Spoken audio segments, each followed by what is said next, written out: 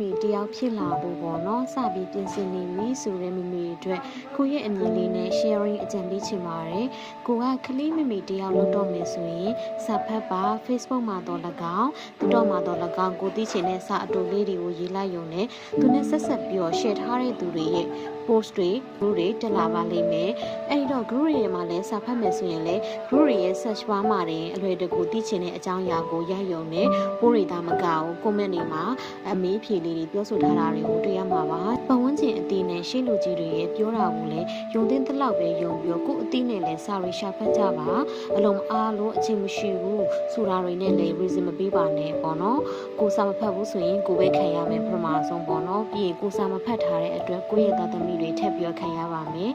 ကလေးယူတော့မယ်ဆိုပြီးတော့စပြီးစဉ်းစားလိုက်ပြီဆိုတာနဲ့ကလေးအကြောင်းတွေအမိခင်အကြောင်းတွေကိုဝန်ဆောင်စဉ်ရှောင်းရန်ဆောင်ရန်လေးတွေကလေးတယောက်ကိုဘယ်လိုပြုစုပြောထားရမလဲဆိုတဲ့စာလေးတွေတွေ့ရှိသမျှဖတ်မိဖတ်ရတွေကိုအကုန်လုံးကိုရှာပြီးတော့ဖတ်စေချင်ပါတယ်ပြီးတော့စိတ်ကူးရင်စေချင်တယ်ကလေးငယ်တွေကငယ်တဲ့အရွယ်မှာဖျောင်းလေးလိုပုံသွင်းရလွယ်တယ်ဆိုတဲ့စကားလုံးကိုတော့အားလုံးသိရှိပြီးဖြစ်မှာပါအခုနောက်ပိုင်းဆိုရင်ကလေးလေးတွေအတွက်သူ့အရွယ်နဲ့သူ့အသက်အရွယ်အလိုက်အသိပညာပေးစာအုပ်လေးတွေအများကြီးထွက်ပါတယ်ဘာသာရေးနဲ့ပတ်သက်ပြီးတော့ဗုဒ္ဓအဆုံးအမနဲ့ဆက်ဆက်ပြီးလိမ္မာရင်ကြီးတဲ့တားငယ်သမီးငယ်လေးတွေဖြစ်လာအောင်ပြောဆိုနည်းလေးတွေကိုကိုကလည်းဖတ်ထားပြီးတော့ကိုကလေးတွေကိုပြောထောင်စေခြင်းနဲ့ Facebook မှာတခါဖတ်လိုက်ရတဲ့ပို့တစ်ခုတော့အမြင်နဲ့မှတ်မိနေ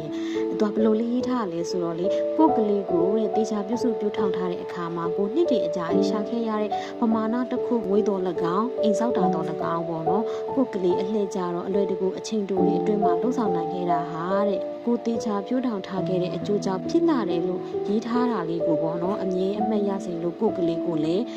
ကိုရီရုံးကန်ခဲ့ရတယ်လို့မရုံးကန်ရအောင်ကိုရီမိဘတွေထက်တော်ပြီးထက်မြက်ပြီးနေရာကောင်းလုပ်ငန်းခွင်တွေစီရအောင်လူကြီးမှုကောင်းတယောက်ဖြစ်အောင်မိဘတယောက်အနေနဲ့တက်နိုင်တဲ့ဘက်ကနေအကောင်းဆုံး supporting လုပ်ပေးသွားမယ်လို့ဆုံးဖြတ်ချက်ချခဲ့တာပေါ့နော်အဲ့စာလေးကတကယ်လည်းအရန်ကိုပေါ့နော်မိခင်တွေအတွက်ဒီဟာလေးကအရန်ကိုလည်းအသုံးဝင်ပါတယ်အဲ့ဒါကြောင့်မိခင်တွေဖြစ်လာတော့မယ်ဆိုရင်စာဖတ်ဖို့အတွက်မပြင်းကြစေဖို့ပေါ့နော်ဝေဖန်အကြံပေးပြရစီနော်